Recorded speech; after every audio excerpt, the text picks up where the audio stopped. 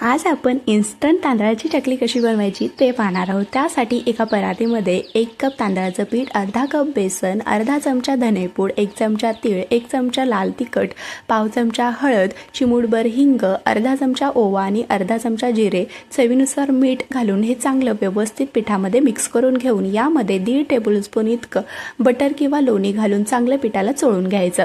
आता यामध्ये पाऊण कप इतकं उकळलेलं गरम पाणी घालून या पिठाचा चांगला मऊसूत असा गोळा तयार करून घ्यायचा। पीठ चांगलं हाताने मळून घ्यायचं।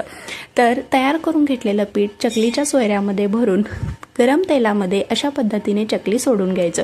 चकली नेहमी लो टू मीडियम आचेवरती तळून घ्या, म्हणजे अजिबात तेलकट होणार नाही। तर इथे आपली ही इन्स्टंट अशी तांदळाच्या पिठाची झटपट तयार होणारी खमंग कुरकुरीत चकली तयार झालेली आहे। ही चकली हवाबंद डब्यामध्ये भरून ठेवली की अगदी महिनाभर छान कुरकुरीत राहते।